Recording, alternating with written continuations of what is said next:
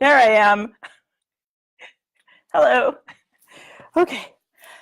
Settle. So, couple of things. They moved the live button. They moved the go live button. And, Facebook's just trying to, okay. Makeup, hair, people. I didn't get it. This is always so, hi, Peggy. It's so, I don't even know the word for it. Humbling. That's a good word for it. This is so humbling. I'm like, I got this. So today, though, we are very fancy today because, I don't know if you noticed, but I moved my chair. Very fancy. Hey, Doug's here. Hi, Elaine. Yay. So we are streaming not only in Facebook, but also onto YouTube. And I looked down because it's just terrible. I shouldn't do that because I have another monitor that has YouTube. And I thought, you hear Scruffles? Scruffles. I thought that, hi, baby girl. I thought that YouTube was going to be the difficult one. Hi, Elizabeth. So I got YouTube up, no problem, streaming, and then could not get it. So the whole first 3 minutes, 4 minutes of the YouTube streaming live video is me trying to get onto Facebook. Giving myself tons of street cred, right? Like, oh yeah, she's got this going on. She knows what she's talking about. I'm going to join her. She's on it. So yeah, anywho, it's very exciting. We're super excited. We have a Hollywood Gatekeepers YouTube channel. How about that? Because we thought, we do these every single week, and we've been doing it every single week for a while, right? And we have, hi Shri, ooh, yeah, right? Ooh, multitasking. And I'm a big proponent of not multitasking. And therein lies the lesson. So I'm going to try to edit that front off. And as I've been moving YouTube videos over, I've been downloading these videos that we do here, moving them over to YouTube, and literally cutting off like 4 minutes of the front, like of me doing this garbage that helps you not at all. Although actually Shri said last week that it does help because you guys sometimes have trouble, and I spelled obstacles wrong. I just noticed that you guys have trouble logging on so that you can read obstacles and overwhelm. Good Lord. I am on the Hollywood Gatekeepers page, right? All of a sudden I was like, am I not even on the right place? That's how like unnerving it is. Change is hard. Hi, Doug. Can you share into the group, please? We're all over the place. We're on the page, we're in the group, we're on YouTube.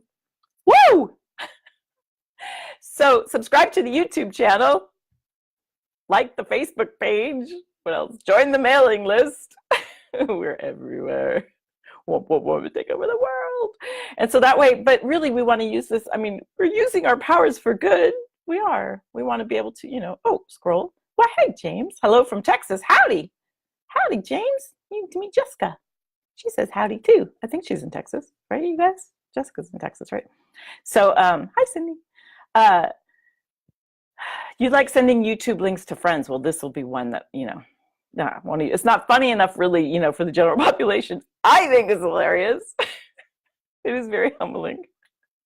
But we wanted a place, so we've been doing this for like a year, right? And so we wanted a place where you could go, oh, I want to, I'm working on this thing. Like I'm working on story, and I want all the things that we've done on story, which just kind of FYI, in here in the Facebook group, if you just go into the search bar and search the topic, all of the posts from that particular thing, turn off my phone, sorry, all of the posts from that particular thing will pop up.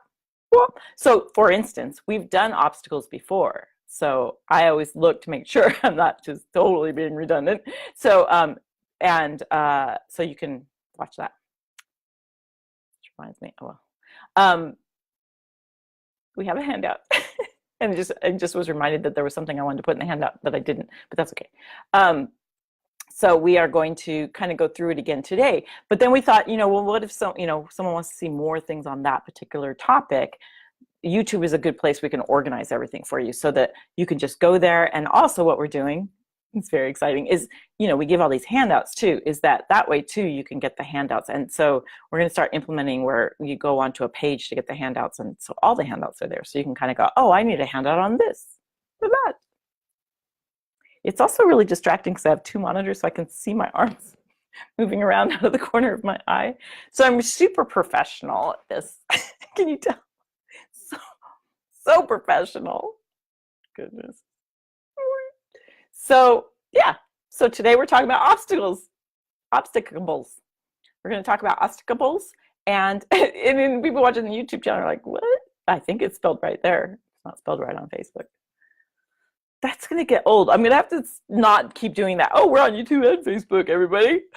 Okay, let's start the topic, shall we? So so there's lots of ways. We have a lot of. I've lost my mouse. Awesome. Okay. There it is. Got it. I'm on this. Scruffles, where's my mouse? She's like, mouse? What mouse? I got it.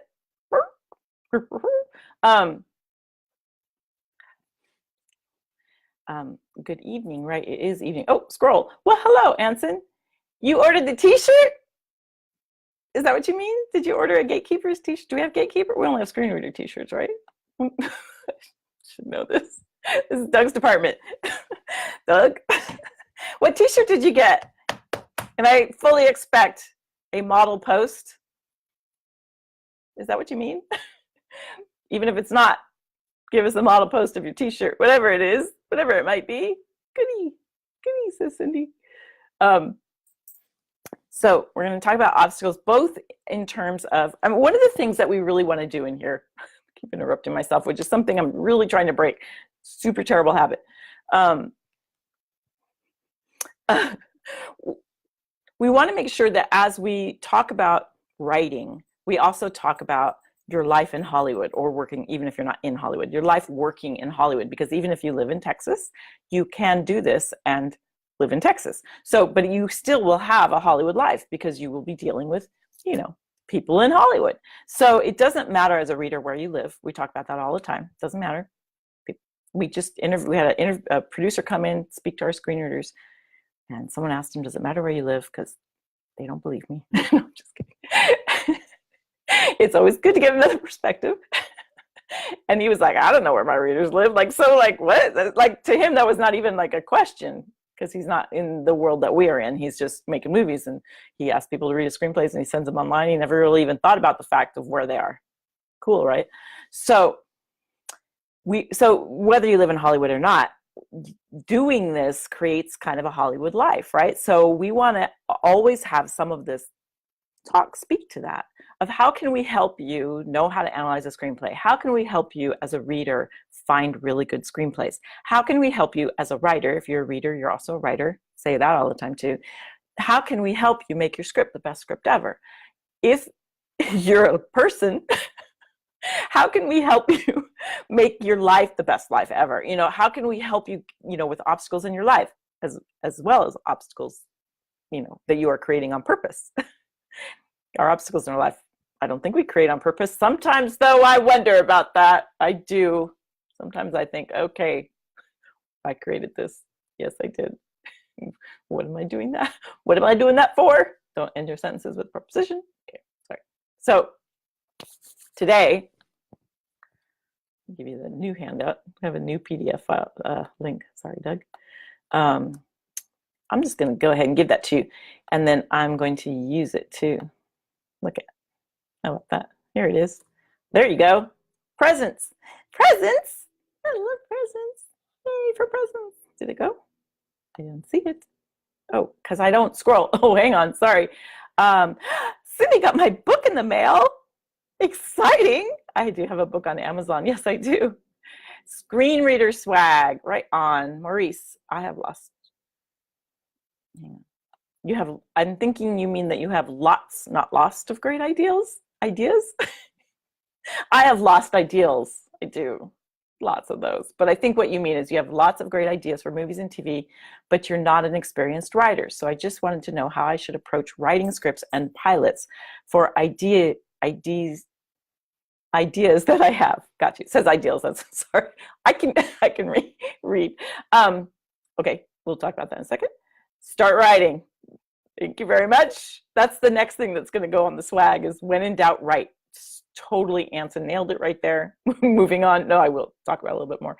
How can we help you with your Hollywood life, right? Whether or not you live in Hollywood. So Doug's the smart one, and he puts it in a place where you can like understand it, right? Yay, you got it. Good. So yeah, Maurice, that is, you are not an experienced writer. Well, how do you become an experienced anything? You just start doing it. So that's why we're here. You can learn little bits and pieces. You can actually, scroll down and watch the other videos, and just start writing, really. I mean, reading and writing. The more you read, the more it becomes, easier. And Doug and I were just talking about this today. There's all kinds, hilariously so, in fact. We're always like, let's talk about story structure. And then we kind of look to see what's everybody saying, just to make sure that we're kind of current and whatnot. And it is all over the place, like all over the place. It's like, no, it's the 3-act, it's the 5-act, it's the 7-point system. It's, because everybody finds a way that works for them. So there's so much noise about it. So what we're trying to do is sort of simplify things, and then also say, you know what, find what works for you. It doesn't matter how you do it. It doesn't matter. Find, if things that I say don't ring true to you, throw them out the window. Don't even worry about it. You want to find the things that fuel you, that feed you, that make you go, yeah, ooh, that's what you're looking for. So we're trying to be that for people. We're trying to also go, yeah, I've heard that theory or this theory or whatever. I want to live my best Hollywood life in downtown Mayock, population 3,000. I love Peggy. Yes. No, we could be lots and lost, right? I think. Valerie. Hi, Valerie. Isn't today your birthday, Valerie? I think it might be. Did I read that right? What are you doing here? And wow, that's a cool name. I'm going to butcher it, unfortunately. Louimar, is that right? Is the Scrivener software a good hand-holding start for us wanting to write our autobiography for movie screen possibilities? I think you mean scribe with a, I think, isn't it? With a B? There's no one true way. Exactly. Right. If you think about music composers, very few music composers write their music based solely on theory. And so what Doug and I were saying, to come back to interrupting myself, is that if you love movies, you watch movies, you sort of intuitively start to get the sense of a story. And so that's basically the best way, is just to start. You've watched movies, right? So just start, just get in there, write something, and then suddenly, as you're writing, the things that we're saying will just start to make more sense, because, just let the voices in your head go. My dog is chasing her tail. She is much like me. So it's like, finding that way and then just start writing is absolutely the case. And yes, I think that app, I think you're talking about the app for Scrivener or Scribe. Yeah, I think any software that works for you, try what works for you, try the things that, like it's kind of the same thing as whatever theory works for you. I've used that, and because, as Valerie knows, writing a book, and I have used that to start to map things out. So yeah, whatever software works for you, it's totally, I also use the Notes app. Actually, I use that more, even though the other one, like, intuitively organizes everything. I tend to I use basic Google tasks, and I use basic notes that come with your phone. Like, I'm pretty old school. Well, that's new school. It used to be a yellow pad. That would be old school. But seriously, like, whatever works for you. Yeah, I think it's cool if you're writing an autobiography. Curious, so curious. Awesome. I'm glad that helps. Yes, like Doug is saying, he's so smart. Story structure is helpful to troubleshoot issues and improve drafts, but most intuitively know the rhythms. So if you get all hung up on page 20, I gotta get there. It's good to know the structure so that you can go, okay. But actually, it's I was gonna say, when you're getting off track. But if you haven't written anything, just let go. Let that all go. Just write. You can come back. You can shake Writing is rewriting. You can shape it later. So, and then, but once you start doing it, you'll start to go, oh, nothing's happened. I'm 50 pages in and nothing has changed. So you know that, ooh, yeah, something needs to shift here. Yeah, Save the Cat. Great book, Blake Snyder. It is a great, super fun. Exactly. Goes over stuff we talk about. He suggests having a movie marathon in the genre you're working in. Yep. Let's read, and even better, well, not better, but different along the same lines, is read a bunch of scripts of the movie that genre you're interested in.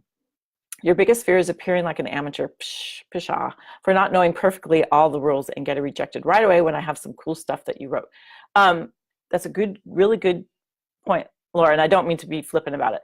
What I mean is, like, let's all join hands together and let go of as much fear as you can. There's a thing called imposter syndrome. We talk about this a lot in the online space as you come on and teach, and everyone goes through it, and I have it big time. And Doug helps talk me off the ledge in a major way, where it's like, who am I to, everyone's going to think this or that or whatever. And you start to, before you even do anything, you're so afraid of what's going to come back at you that you don't do it. So we're here to go, just do it. Go do it today. 5 pages. So next week, when you come back and tell me about what those 5 pages were like, don't worry about all the rules, and the thing is you want to get to know the rules so that you can break them. Once you know the rules, Quentin Tarantino breaks them all the time. I think he still has a very solid 3-act structure, no matter that he's using flashbacks all over the place. Even if he puts title cards that break things into 5 pieces, he still has a very fluid 3-act structure in most of his work.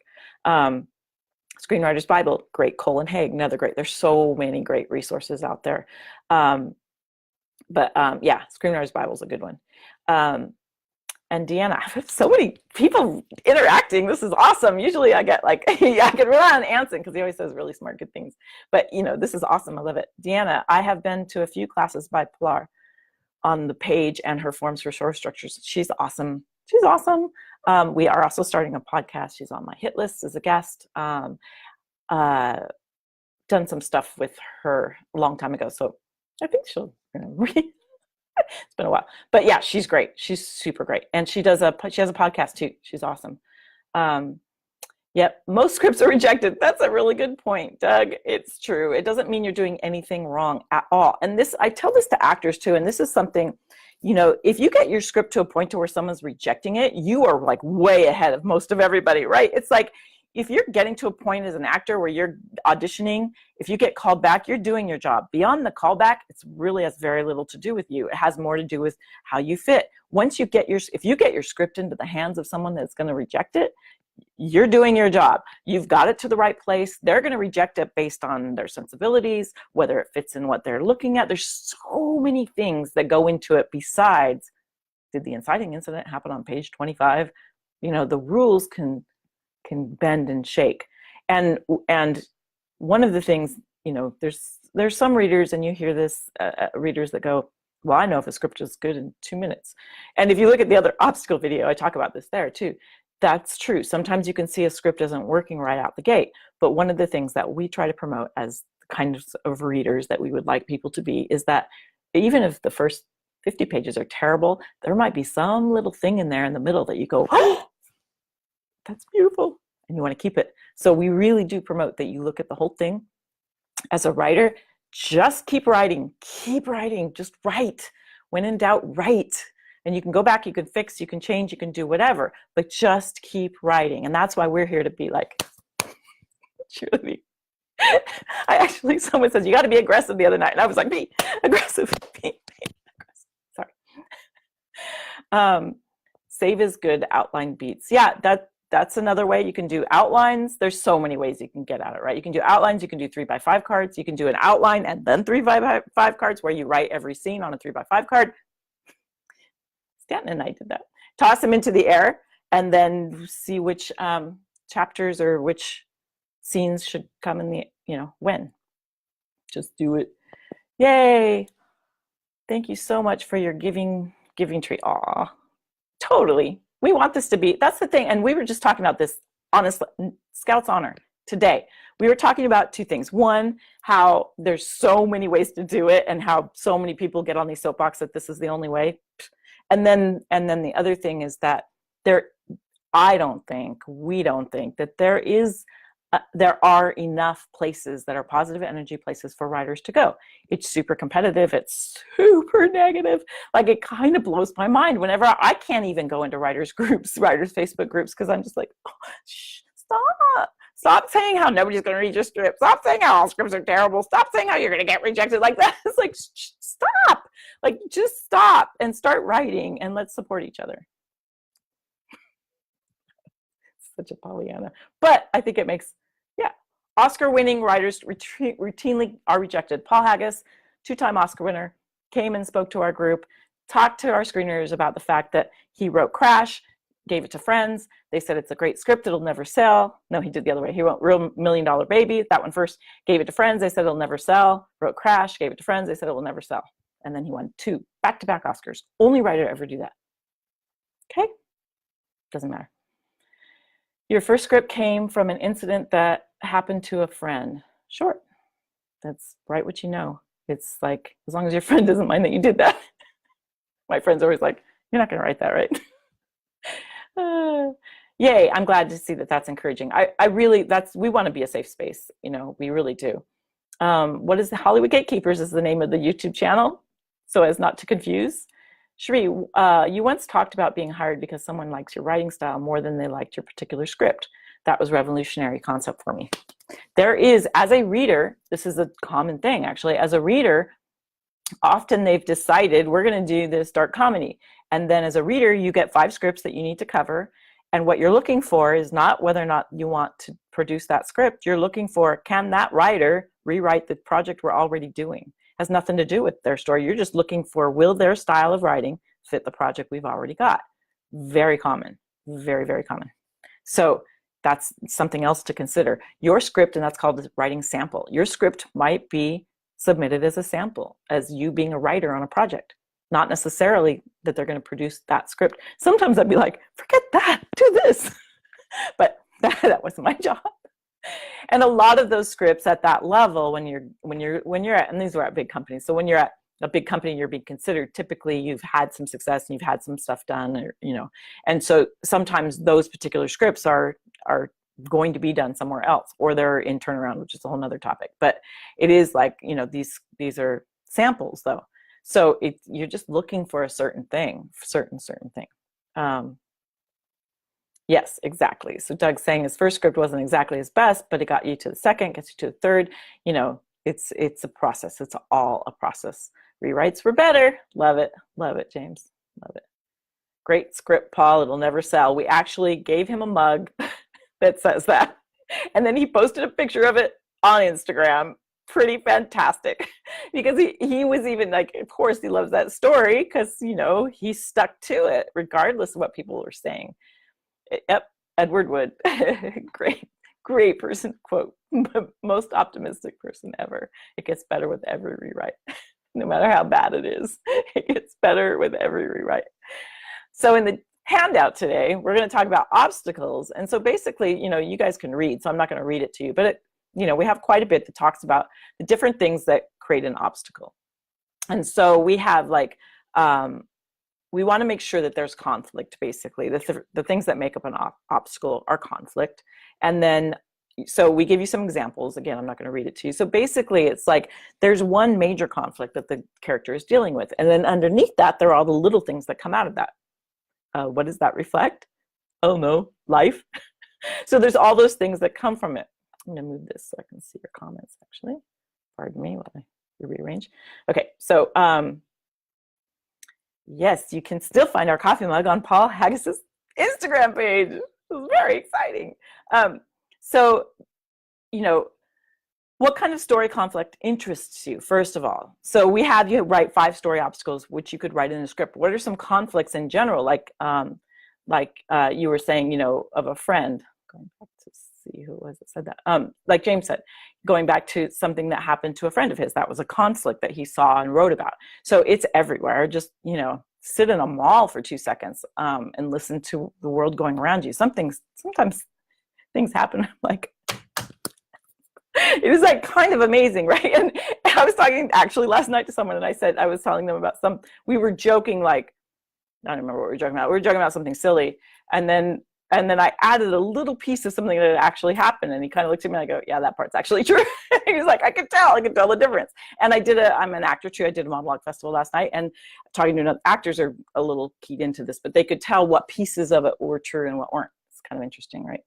But it's like, that's, you find things in your life. It's the best source, right?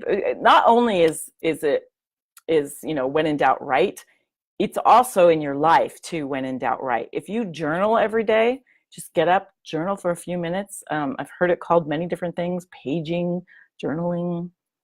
I call it streaming sometimes. Like, it's my little twist. So I don't know why I talk like that. So that's stream myself up. I was like, so I did this monologue festival last night, total squirrel moment, sorry. But I was doing this monologue festival and I was thinking, wow, doing these Facebook Lives is sort of informing like my acting. And then I was like cracking, and I was like, so am I a character when I'm on a Facebook Live? And then I started laughing at myself, and I was like, no, because here I was driving my car laughing at myself, just like I do here. So no, I'm sorry, that's who I am. Anyway, but journaling. So if you write every day, if you start writing about the things that bug you, a couple things happen. One, sometimes you can work it out. Ideas come. Two, ideas come, and you can go and always be that little bird on your own shoulder going, oh, that could possibly be, I don't know what, monologues. That's what Cindy has, my book of monologues. It can be like all kinds of things. So there's that. So we want you to write down some story conflicts, and then basically it comes down to choice. So you've got, you have conflict. That's what creates an obstacle. And then that comes down to, a conflict is created by a character's choice, like the choice that a character needs to make. And so and we talk about this. I'm not going to go too much into this because we already have a video on this that you can look at about obstacles, but there's kind of three elements that sort of tie into obstacles within a story, and that is man versus man, man versus machine or nature, or, disaster movies, man versus something out here, or man versus himself. So you've got man versus, other, and by man, I mean men, women, yeah, everyone, people, people versus people. So it's like, armies, things coming together. And then there's, elements or machines or, space or whatever. And then there's the inner conflict. Good stories typically have the inner conflict weaved within the other two. So man versus himself, or the inner conflict that we have, should be, I think screenplays are better. Not always. Some villains are pretty one note and they don't have a lot of conflict, but they work. And we have a whole thing in the screenwriter course where we talk about that very specifically. We have people come up with what are some villains where it works that they're one note, and what are some villains where it doesn't work that they're not one note and we need an arc. Sometimes it works. So, new comments. Yeah, people watching at malls is very inspirational, right? I love the phrase, life does not fade in and out for commercials, breaks, nor pauses for script rewrites, and meandering in malls is gold. Love it, love it. Journaling, yay! Good versus evil, that is a conflict, but in what we're kind of talking about here is trying to how we can make this as genuine as possible. So when you look at stories and you go through it with man versus man, man versus machine, man versus himself, it helps put that in a sort of context where the characters can become a little more genuine. And so, because you do have good versus evil, but especially now, those lines are getting so blurred, right? We have so many anti-heroes right now that if you do have a very solid good and very solid evil, you still want those two things to be very genuine. So if you put over the top of good versus evil, what is this conflict? What is this obstacle about? What is the obstacle for the good, in order to combat or overcome whatever the evil force is? So I hope that makes sense. Armageddon, the man from the earth, love that. And then Kramer versus Kramer. Yeah, so a character arc for a villain is not necessarily required. Sometimes it doesn't always have to be there. And we've done some talks about that. We could do a full on just about, I think we have done villains, perhaps. I don't know where this thought came. We should do that on Valentine's Day, sorry. So Yeah, Kramer versus Kramer, because that's it's very much man versus man, because it's Kramer versus Kramer. It doesn't get more like versus than that. However, it's also got a huge, on both sides, a huge man versus himself theme to it, right? They're both like having this struggle. So, and then that comes down to, so we're kind of starting out, kind of an over thing is conflict. And then within that conflict are these three elements of which one are we choosing? And these are the kinds of things you can think about. So if your screenplay is sagging in the middle, which is something we talk about a lot, which is very common, act two is very hard, or your protagonist doesn't seem to be driving the story, you read a script and it's not driving forward, a lot of that has to do with whether or not you've completed that character's arc, your protagonist's conflict. So what happens often is so within that conflict and within the man versus man himself machine is the choice. It comes down to the choice that the character needs to make or wants to make. And that choice is reflected by what does the character want. So when you're an actor, and we actually have a whole acting session within our screenwriter course, because I have a degree in acting, but also because if you approach the script like an actor as a writer, it just makes it more rich. Let me check your comments real quick. Waha, villains on Valentine's Day. Yes, those are your three examples. Exactly, nice. And since some man versus, those are the three: man versus man, man versus machine, man versus man himself. You had man twice, but you mean himself the last time. Something I saw recently that made a lot of sense was the good guy kills the bad guys. The bad guy should kill more than the good guy, bad and good. Wait, what? The good guy kills the bad guys. Right. The bad guy should kill more than the good guy, bad and good. What? The bad guy should kill more than the good guy, bad and good. Oh, okay, yeah. The bad guy should be killing more people than the good guy? Is that what you mean? I'm sorry. Wait, what? And that is actually, so I remember watching Lethal Weapon. I think it was Lethal Weapon. Dating myself here. Not the first one, like I think it was the third one. And the villain had killed all these people and maimed people and all this stuff. And then to me, it was like, he finally like kills him. And I'm like, that wasn't good enough. Like, that was terrible. Like, whatever. Like, he was so bad that there was like, killing him to me didn't do it for me. I don't know. What? Yes. So the bad guy should kill more people than the good guy. And there is that, there's that age-old thing of how the bad guys are terrible shot. And I actually like think in movies where the good guy and like Keanu Reeves, John Wick stories are a little bit like that, where he just kills everybody. And it's like, okay, I know you're mad, but are you good or bad? You were supposed to be rooting for him, and he's just killing everyone because they killed his dog. Granted. Touch my dog. No, I'm not going to try that, Cindy. So you've got kind of the blanket over thing of like, conflict. And then within that, you've got these three areas that you can explore. And then within that, you have choices. And then within that, so it's like a little Russian doll. Within that, so the protagonist is making a choice based on things that they want. So what does your character want? And that's where the actor's approach is handy, because an actor, in every scene, they decide what do they want in that moment. And then they also decide an overriding motivational arc. So what do they want as a whole, as the character? And if you don't know that, and often you can say to a writer, well, what does your protagonist want?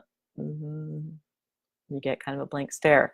If you can't answer that question, often there won't be a driving force for that character. Same as an actor. If an actor plays a scene without that motivational thing, it kind of meanders. There's this weird, if someone says to an actor, you need to be more grounded, that means you need to be more genuine. You need to have a forward motion to some degree. Like, you need to know where you're headed, or even if you don't know what's going to happen, that doesn't mean that you're not moving forward. Even if, you're everything's haywire and you're racing through and you're still moving forward because you want to get through it.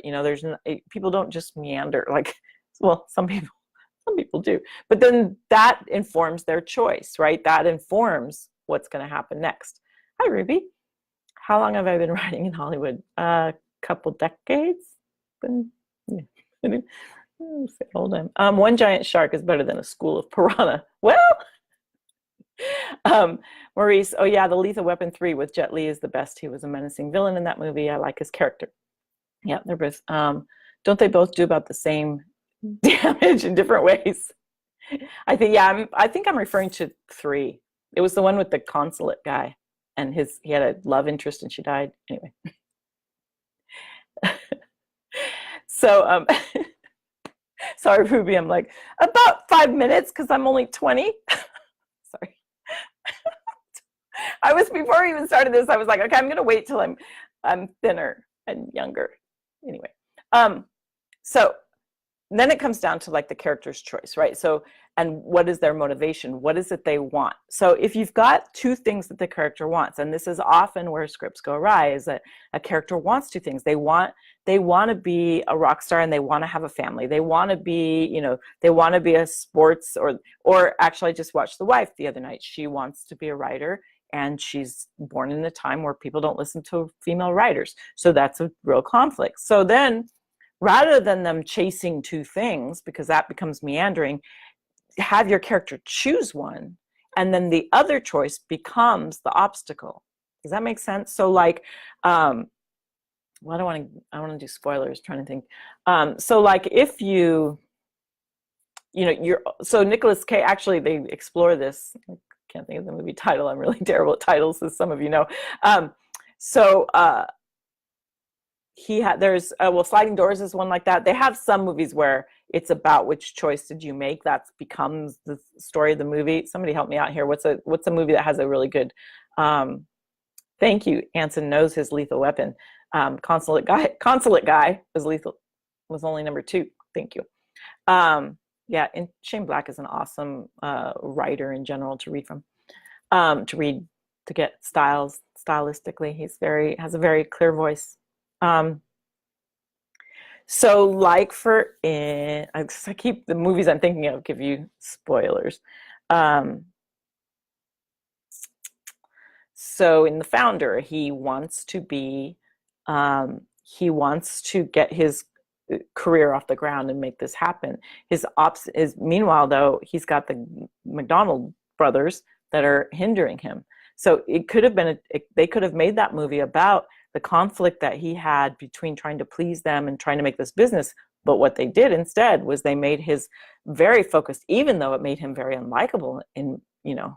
He was very focused at getting this done, and the McDonald brothers became an obstacle. So that's a pretty good example. There are better examples, but do you see what I'm saying? So it is like you give that character a choice, and then you throw things in there, and there's all kinds of things that could be obstacles.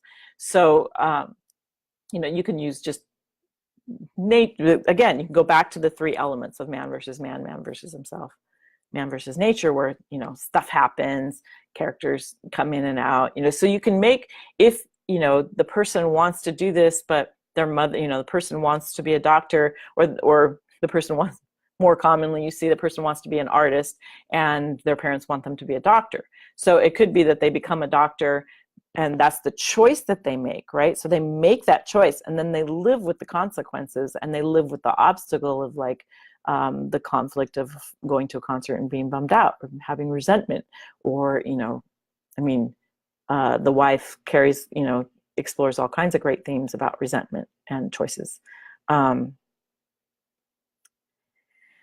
I know he was on The Last Action Hero, but there were a lot of hands on that one, even Carrie Fisher. That does not surprise me. Her hands are on everything. What a huge loss as a writer.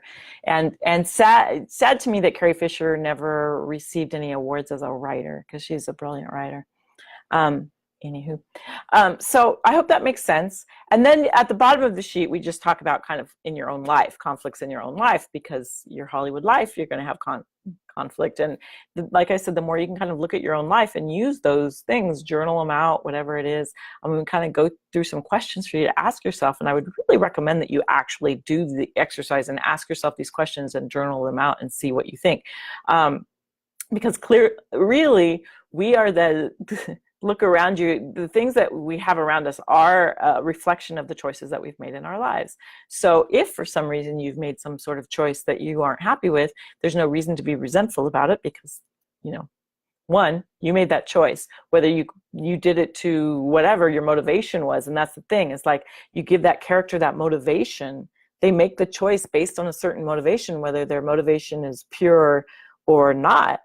It still was their motivation, and they made that choice. Now they need to live with the consequences. So you as a person, if you made some choice that now you're not happy with, a lot of people then blame other people for that choice that they made. Well, you made the choice. So blaming other people only just like adds another element of it. You are responsible for that. That being said, don't beat yourself up about it. Just now, what can you do moving forward? What is the next step that you can take to make that choice better? If you always wanted to be a writer, or you always wanted to write a screenplay and you never have because I had to do this and I did that, and that's what I sound like to myself in my head. when I complain, that's what I sound like. Well, not my fault. Blah, blah, blah. So, but if you hear that little voice of like, oh, blaming other people for the choice that you made that got you to where you are in this moment, then we are really a conglomeration of the choices that we made, which really come back down to daily habit in our life. What are we doing every day towards that? So if you really wanted to write a screenplay, 5 pages. That's all I'm asking by next week. Yay! You are fully qualified to become a governor. But my autism savantness is conflict for people to accept my ability to do so, because most can't understand the approach to my obtaining the goal. Wow, that's a great story. Okay, so, and you're here, so you clearly have a creative bone in your body too. So, and actually, I like your autism savantness. That's a good, I like that. I like using it as like just a cute adjective like that. It's awesome, because that is also brilliance. I think that savantness and autism are a form of brilliance, and I do think that people on the autism spectrum are enlightening and opening the minds of everyone else. I really, really believe that very strongly. So I'm so happy. Yay. So take that. That is, I love that you have this true story.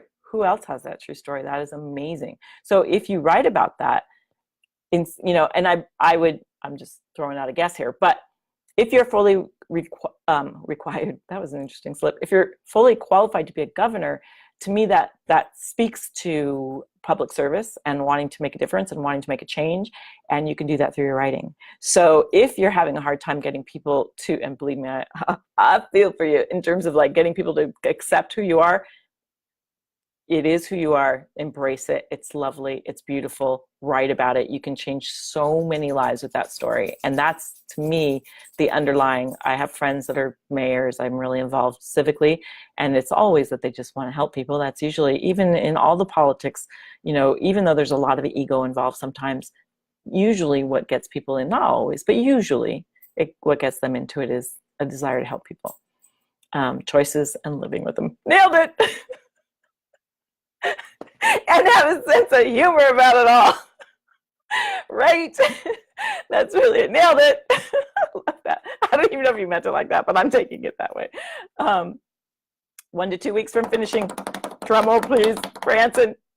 99 pages. See? 5 pages. That's all I'm asking by next week. I want to hear some 5 pages. I want to hear 5 pages of that governor story. Yes, I do. So, I think, these conflicts, and that's a good one in terms of who you are. And that's everyone gets behind that story in terms of who you are and how other people respond to that. And I don't know if you've seen the movie Brexit, and is it Louis Mard? Am I saying that right? But that's a really great example of a character who people just had a really hard time accepting. And it's about the kind of campaign manager behind Brexit. And it's Benedict, of course, the golden boy of the hour, and he's brilliant in it. So it's a really good story of I wouldn't even call him an anti-hero, because it's a very true story. And I whenever I see a true story, I always go online and then read about the people that were involved just to see how true. And it seems pretty accurate, just based on articles about him. So really, it was fascinating, though, especially as we've been doing this and I'm into social media, really interesting. So that would be a good story to look at. And then just keep writing. When in doubt, write it out. Oh, now it's a poem. We have a new hashtag. See what happens when you just like stream of consciousness? That's what that was. When in doubt, write it out. That's our new slogan. That's going on a cup for sure. Okay, sorry. I get a little bit excited. Excuse me. Poor Doug. Poor Doug. Sometimes he's like, what? Because he can't understand. Because I'm like, no, we should lower some of this. He's like, what did you just say? Seriously, we said. Oh, it's bad. It's bad. I was a poet and didn't know it. Brexit. Brexit for breakfast. Brexit. Brexit. Sorry, see? She can't understand me either. The tip of the teeth, the tongue, the lips. Okay, sorry. I love it. Step by measured step. Yay! Wow, that's a miracle right there. Okay, I'm gonna quit while I'm ahead. I got her name right. Yay. Yep. Her, right? All of a sudden I'm like, I'm sorry. I don't know. Oh goodness. See, I should have quit while I was ahead.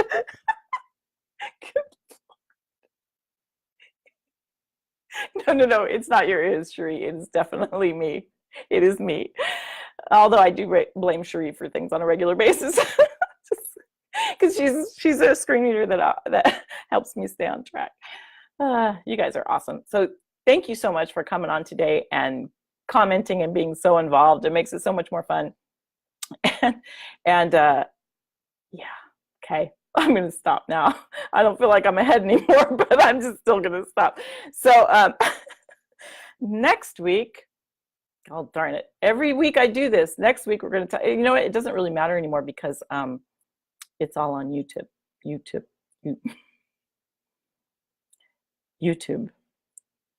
Goodness. Yay, thank you. I'm a poet and didn't know it. My feet show it. Longfellows. Yeah, my dad used to say that too. That's a dad thing. All right, you guys are so good. Thank you so much for being so patient and just, willing to,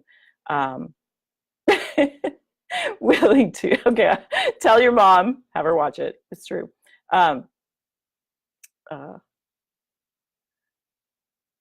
Your 10,000 puzzle piece Instagram postings are going through rewrites. Holy smokes. Okay, what's your Instagram post? Okay, we're just taking a little detour here because what's your Instagram name? Got to look at that. Awesome. You were awesome. I'm so glad that you were here. So thanks. Really enjoyed you guys. You're awesome. I will see you next week. Actually, is it next week, Doug? No, it's the following week. Never mind. We'll talk about that later. So I will see you next week. Thank you. Thanks, James. Super sweet. Super sweet. My boy was like, you need to dye your hair purple. Okay. Yeah. Awesome. We're having a great time and we hope it helps you write. When in doubt, write it out. Love it. So we will see you next week. Bye, guys.